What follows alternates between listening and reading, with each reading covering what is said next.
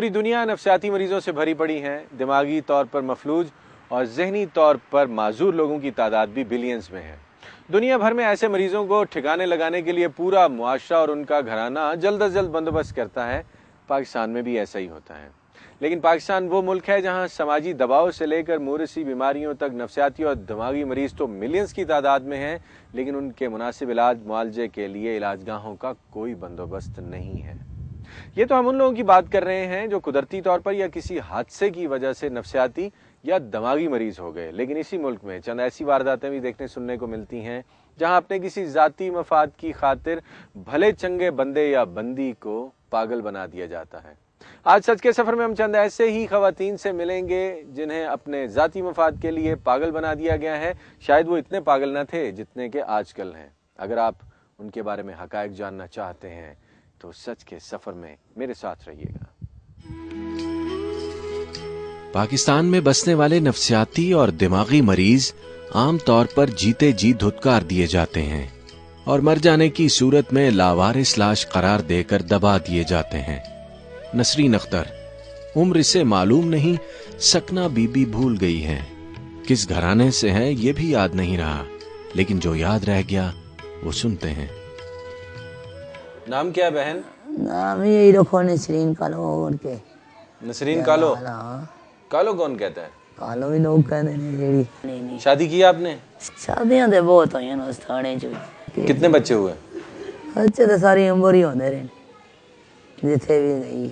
तो शौहर कहाँ गए? आप कह रही हैं बहुत सी शादियां की, शौहर कहाँ गए? और चले जाते, मैं कभी छेड़ करके ले आवा कि हाँ मनु इस तरह कर, तो तक मार कुट के चला जाएगा। नहीं, माँ बाप हैं? नहीं, मेरे है ही नहीं है। घर दुनिया में कोई नहीं है आपका? मेरा कोई बनता ही नहीं। बस यही कहते ने चंगा वक्त होता दुई जनानी ला लेंदे ने ते खड़लियां लांदे ने, जुल्म कर देने के। आपके साथ 3 शौहरों ने ऐसा किया कि उन्होंने दूसरी औरत कर ली? हाँ, मेरे चाह पीन लगी तो खो के डोल सटीस खान पैंदी तो दुई नूं खुआ लेंदा ने ते मनु नहीं खुआंदे।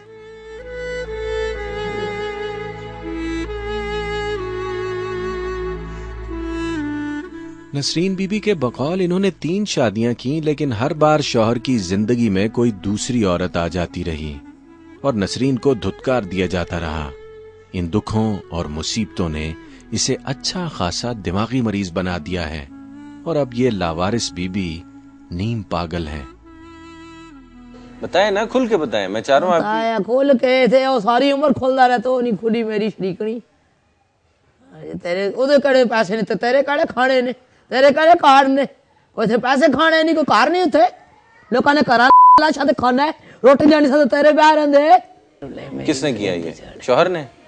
शौहर नहीं होता, काफर होता ही जो चूड़ा तो कुत्ता उठे उसने कड़े पैसे पैसे पैसा बनी खाने खाना बनी। मैं तो बाहरों कटा के जावा तो खान पवा तो खो लेंदी है, रोटी गंदी का तू गंदी है।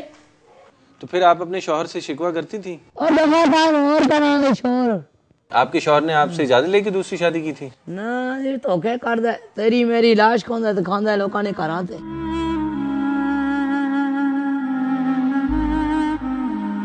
नसरीन दुख्तर नामालूम, ज़ौजा नामालूम।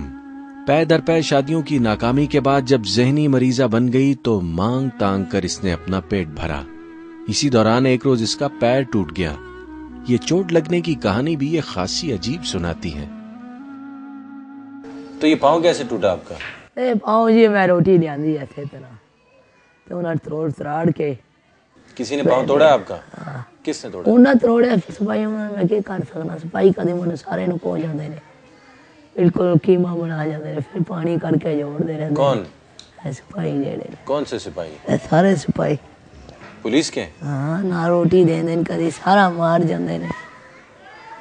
नहीं तो आपका कीमा क्यों कर जाते हैं? कीमा ता कर देन के चज्जी जे हो जाती है, ना रोटी मिलती, ना पानी मिलता है, ना खाना मिलता है। घरेलू झगड़ों और समाजी दबाव का शिकार हमारे यहाँ तकरीबन 63% तबका नफसियाती उलझनों में घिरा रहता है, जिनके इलाज के लिए मुल्क में माहिर नफसियात की कमी है और इलाज गाहें ना होने के बराबर हैं। टीके किसी ने बुला, टीके लवावा, जख्म होए, पानी पानी बने हैं। तकलीफ ज्यादा पैर में? बहुत है। کسی سے شکوہ ہے بہن زندگی میں؟ کہ شکوہ کرنا کہ شکایت کرنا، کس نے مارا ہے آپ کو آج تک؟ سارے لوگوں نے مارے، دکھ کیا ہے زندگی میں؟ اور سارے دکھ دیکھے ہوئے سر۔ 3 فٹ 4 انچ قد کی یہ خاتون بھی نیم پاگل قرار دے کر گھر سے نکال دی گئی ہے اور آج کل ایک لاوارث خانے میں پناہ گزین ہے۔ یہ کون ہے، کہاں سے آئی ہے اور کہاں کو جائے گی، کم از کم اسے تو کچھ نہیں پتا۔ نام ہی تو دسو نا۔ نام کوئی نہیں؟ اچھا، آپ کا کسی نے نام ہی نہیں رکھا؟ کچھ کہہ کے بلاتے تو ہوں گے گھر والے؟ اوپر ہی لوگ کو نہ پہتے نہیں۔ امی ابو کہاں ہیں؟ نہیں ہے؟ کوتاہ قد یہ ذہنی مریضہ اپنے بارے میں کچھ نہیں جانتی، نہ ہی اس کی کوئی بات کسی کو سمجھ آتی ہے۔ یہ کس کی اولاد ہے اسے یاد نہیں، لیکن آخری بار اسے گھر والوں نے مار مار کر گھر سے نکال دیا تھا۔ وہ ذلت، رسوائی اور تشدد اس پاگل پن میں بھی اسے اچھی طرح یاد ہے۔ کس طرح کاٹا آپ کو؟ یہ مکے مار کے نہ پاگل کر کے کٹ چھوڑے۔ کس نے مارا؟ کس نے؟ جنان کے کوڑ میں جو جواب سے بھی خطاب کے مارے، دوسری چیز بچا تو جواب سے چیز جنان سوت پہ ناپ کے مارے۔ یہ غلط تک کو دیکھا۔ آج بھی ہمارے ملک میں تعلیم، صحت، روزگار اور بروقت انصاف سے محروم کروڑوں عورتیں بستی ہیں۔ خاص طور پر کسی الجھن میں الجھی ہوئی کو سلجھانے میں تو کوئی ذرا کم ہی دلچسپی لیتا ہے۔ گھریلو جھگڑے، سماجی دباؤ، جان لیوا مہنگائی، بڑھتی ہوئی ناانصافی، دہشت گردی، ڈر، خوف، فکر اور تشدد ہمارے ارد گرد نفسیاتی مریضوں کی تعداد میں دن بدن اضافہ کر رہا ہے۔ وزارت صحت حکومت پاکستان کو نفسیاتی مریضوں کی خصوصی علاج گاہیں بنانے کی اشد ضرورت ہے۔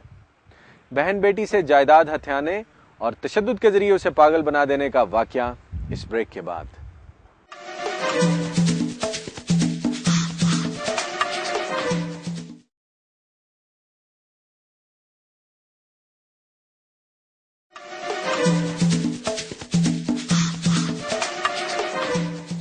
نفسیاتی الجھنوں کا شکار اور دماغی طور پر معذور افراد کو بعض اوقات ایسے شدید دورے پڑتے ہیں کہ گھر بھر کے لیے انہیں سنبھالنا واقعی ممکن نہیں رہتا۔ یہاں تک یہ بات 100% درست ہے، لیکن کہیں کہیں نفسیاتی مریضوں کے ساتھ بہت سی زیادتیاں بھی برتی جاتی ہیں۔ معمولی نوعیت کی بیماری کو پاگل پن بنا دیا جاتا ہے اور ایسے مریضوں سے نفرت کی جاتی ہے، جو کہ قطعی طور پر غیر انسانی رویہ ہے۔ لیکن اس وقت جس ذہنی مریضہ سے ہم ملنے جا رہے ہیں وہ بالکل نفسیاتی طور پر ٹھیک تھی اور اس سے کوئی پاگل پن بھی نہ تھا، لیکن اسے مار مار کر پاگل ضرور کر دیا گیا ہے۔ راشدہ بی بی، عمر 25 سال، کیفیت ذہنی مریضہ، سکنا ایدھی ہوم کا شیلٹر ہاؤس۔ بی بی پیدائشی طور پر دماغی مریض ہے یا پھر زندگی میں کوئی حادثہ رونما ہوا تھا، ذرا پوچھتے ہیں۔ بی بی کہاں کی رہنے والی؟ لاہور کی۔ لاہور۔ تو یہاں ایدھی ہوم میں کیسے آئی؟ وہ جھگڑا ہوتا تھا نا، 13 سال کی تھی جب چوٹ لگی ہے دماغ میں، ہڈی کریک کی ہے، بھائی نے چھری لگی تھی نا اسی میں۔ چوٹ کیسے لگی تھی؟ دودھ رڑ گیا تھا تو اس کی وجہ سے غلطی سے بھائی نے رسی سے پیچھے باندھ لیا، تو میں نے کیا غلطی ہوگی، کوئی بات نہیں، تو پھر بھی انہوں نے مجھے چھری سے مار کے کمرے میں تاڑ دیا۔ 2-3 دفعہ مجھے بجلی کے ساتھ جھٹکے دیے نا تو مجھے کمرے میں تاڑ دیا دوبارہ۔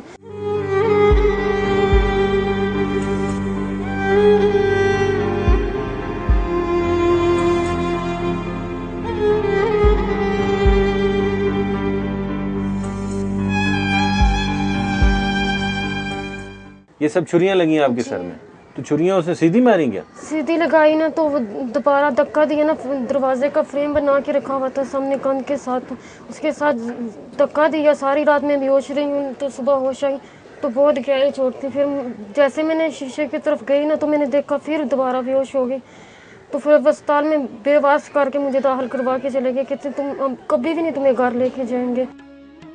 بقول راشدہ بی بی، بھائی نے اس پر ظلم و تشدد کی انتہا کر دی، سر میں چھریاں ماری اور اپنے تئیں بہن کو قتل کر دیا، لیکن زندگی اسے موت کے ہاتھوں سے واپس چھین لائی۔ راشدہ کی جان تو بچ گئی، لیکن سر کی چوٹ نے اسے دماغی مریض بنا دیا۔ صحت کے حالات کیا ہیں؟ وہ ٹھیک نہیں، کبھی کبھی گر جاتی ہوں اسی طرح بیہوش ہو کے۔ ابھی 3-4 دن پہلے بھی میری نظر اتنی خراب ہوئی، نیچے گر جاتی ہوں۔ سر میں چھریاں لگنے کے بعد ہوا ہے؟ جی، سرجری کافی کروائی میں نے۔ کتنی چھریاں ماری اس نے آپ کے سر میں؟ کافی 2-3-4 دفعہ انہوں نے مجھے مارا ہے۔ یہ 2 چھریوں کی کارروائی تو نہیں ہے بہن، یہ تو بے تحاشا. سر کی گہری چوٹ نے راشدہ سے یادداشت چھین لی. اس کے اپنے بیان کے مطابق اس کے سگے بھائی نے معمولی رنجش کی بنا پر سر میں چھریاں ماری، لیکن دودھ گر جانے کی سزا اس قدر بھیانک نہیں ہو سکتی. بہن پر کیے جانے والے اس تشدد کی کڑیاں یقیناً کہیں اور جا کر ملتی ہیں. بات یہ ایسی تھے، بھائی نے کسی کا پیسہ دینا تھا 2-3 لاکھ روپیہ. ہائی کورٹ میں انہوں نے وعدہ کیا تھا کہ 4 مہینے بعد دیں گے آپ کو. تو پچھلے سال آدھے تو ان کو دے دیے. تو اس کے بعد میرا بھائی کہتا ہے کہ پیسے ہمارے سے نہیں دیے جاتے، تم رضامند ہو تمہاری ادھر شادی کر دیتے. میں کہ نہیں، میں نہیں کرنا چاہتی.